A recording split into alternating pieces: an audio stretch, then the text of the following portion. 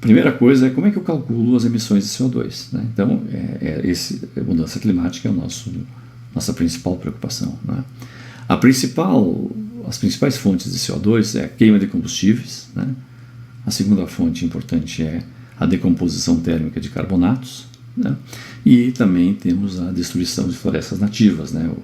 O carbono fixo pela fotossíntese é um estoque terrestre de carbono há milênios.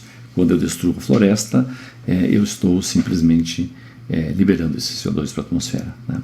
Tem também a nossa eletricidade, né, que a gente compra na rede, ela também tem um pouco de CO2, porque uma parcela variável da eletricidade brasileira é gerada pela queima de combustíveis fósseis, né? Um pouco de carvão, bastante gás, né? Esses dados nós não precisamos calcular, porque o Ministério de Ciência, Tecnologia e Inovação disponibiliza mensalmente as informações de qual é a pegada de CO2 nesse momento, né?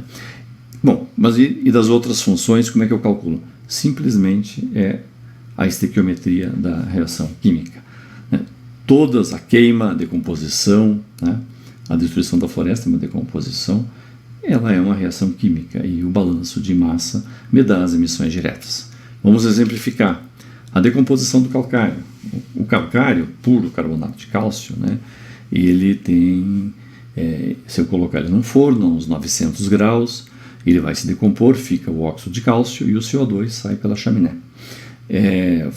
Usando as massas atômicas de cada elemento químico, a gente chega facilmente à conclusão que para cada 100 kg de calcário que entram no forno, 44 kg de CO2 saem da chaminé. E este é o CO2 da decomposição química. Se foi usado combustível fóssil no processo de aquecimento, eu vou ter que somar a esse CO2 o CO2 do combustível fóssil, né? Eu também tenho energia do transporte, da extração do calcário, né? Então, mas a decomposição direta é essa, né? A mais importante fonte de CO2 é a queima de combustíveis fósseis, e eu estou exemplificando ela aqui com a oxidação do metano, uma molécula bem simples, né? Novamente, né, as massas atômicas, a equação da reação química gera energia no final. Chego à conclusão que a queima do metano, o gás de rua, 1 kg de metano gera 2,75 kg de CO2, né? Então, vale para todos os combustíveis fósseis, né? A proporção varia um pouquinho, né? Claro, esta é a emissão direta, aquilo que aconteceu no meu fogão, no meu forno. Eu preciso somar essas emissões, todo o CO2 que foi gerado para extrair o metano, para processar ele, para transportar as perdas de metano no caminho e tudo mais. A mesma coisa para a gasolina, né? A mesma coisa vale para o diesel, né? O etanol já é um assunto diferente, porque o etanol vem da cana-de-açúcar e ele é um combustível líquido renovável. O CO2 da queima do etanol é o CO2 do processo produtivo, tá? Então, a oxidação direta do etanol não gera CO2. O que tem CO2 é os tratores, a plantação, a colheitadeira, né? Mover toda esta economia para gerar e entregar o etanol. Então, sabendo a equação, eu consigo saber qual é a emissão direta. Se não for combustível renovável, o CO2 precisa ser contabilizado. Um outro exemplo é a decomposição da madeira nativa. Só vai gerar CO2 contabilizável a madeira não certificada. Aqui a gente tem a equação da fotossíntese ao contrário, né? Mas a madeira é mais complicada que a celulose, e a gente assume que a madeira tem em média 49% da massa seca dela é carbono. Substituindo esse 0,49 m na equação de oxidação do carbono, eu chego à conclusão que 1 tonelada de madeira seca vai se decompor gerando 1,8 toneladas de CO2. Tanto faz se a decomposição é biológica ou térmica, né? O CO2 vai ser gerado do mesmo jeito, né? A madeira plantada e também a madeira certificada, ela não contribui, porque existe a regeneração e a captura do CO2, né? Além disso, eu tenho todos os impactos de transporte, combustíveis, etc. A extração da madeira nativa, ela é uma fonte importante de CO2 a nível nacional, né?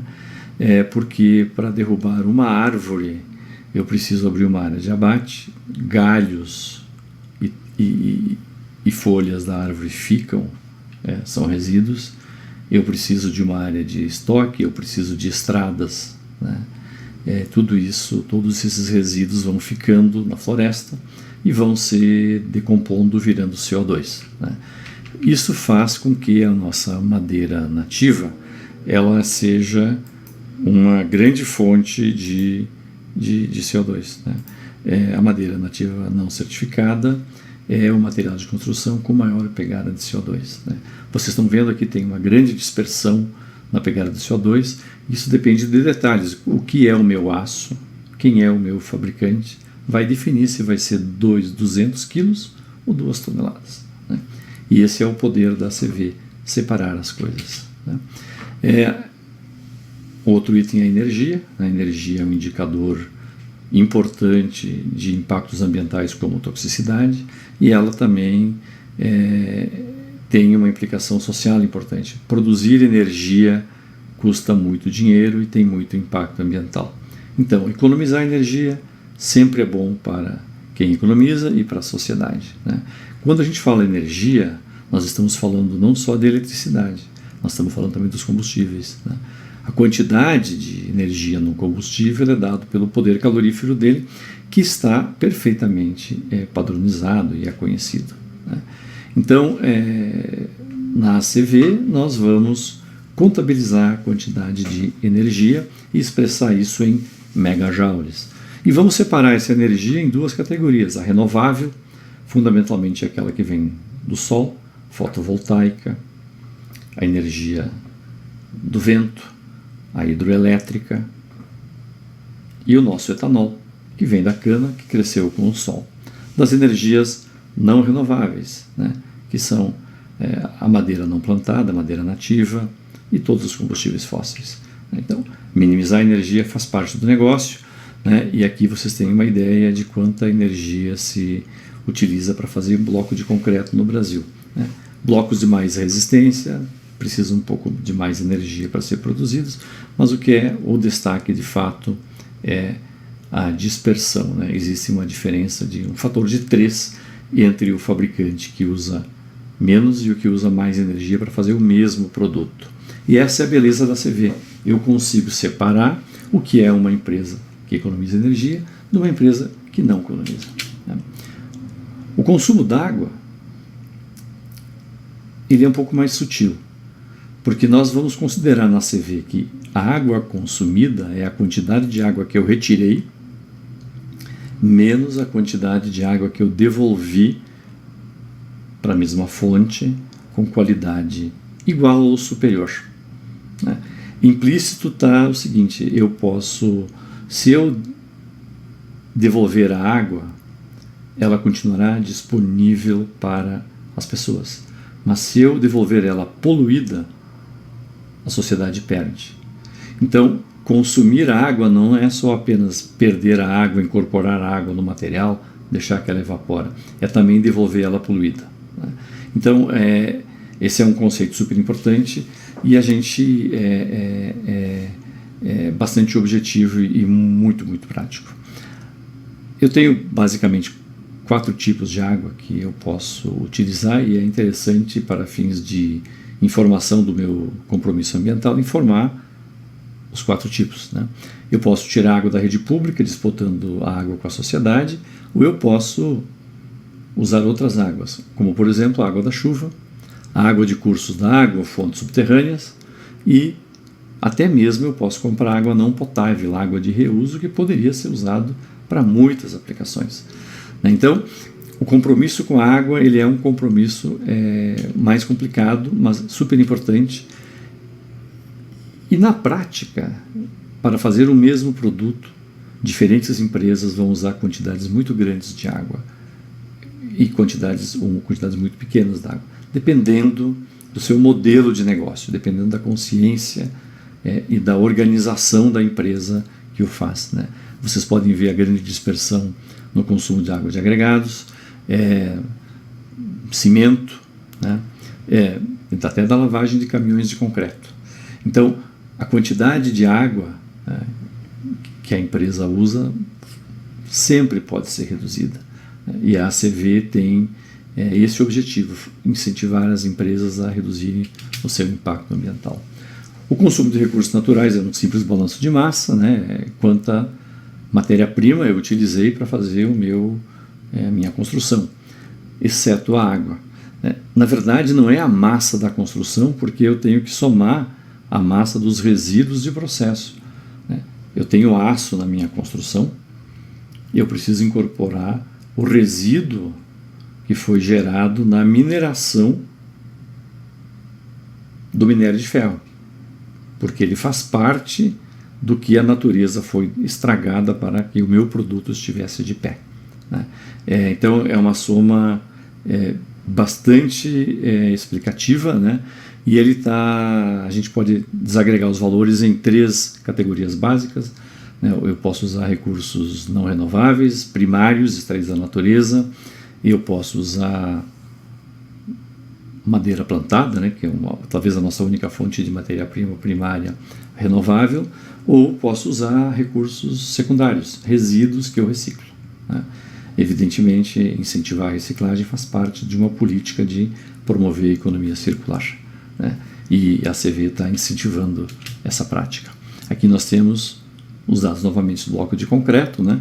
É surpreendente que para fazer um bloco de mesma resistência exista uma enorme variação entre fabricantes, né? Mas isso é assim mesmo.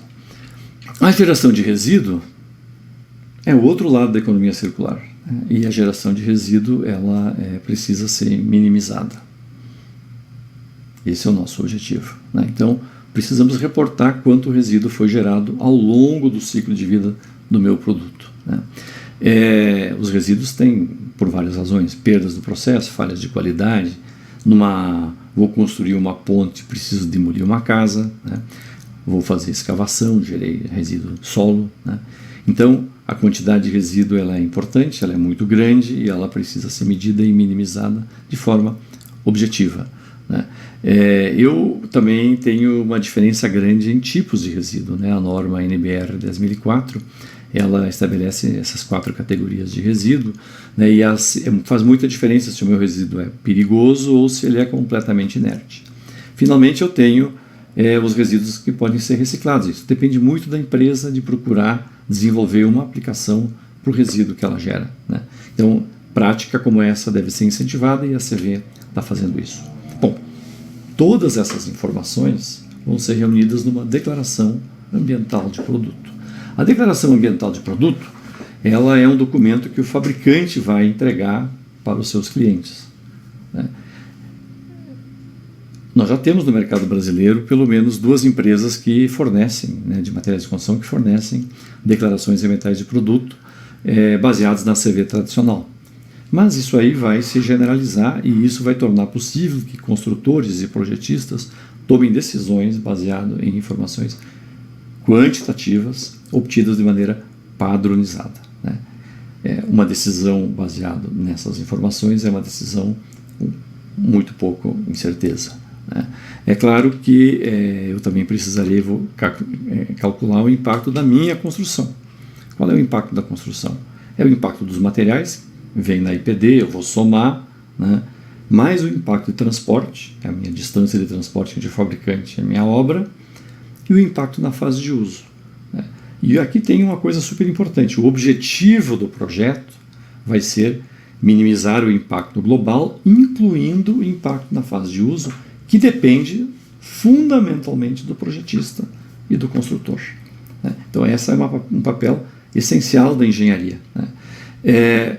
O que é o impacto na fase de uso, né? O impacto na fase de uso ele é um impacto que inclui 2 componentes básicos.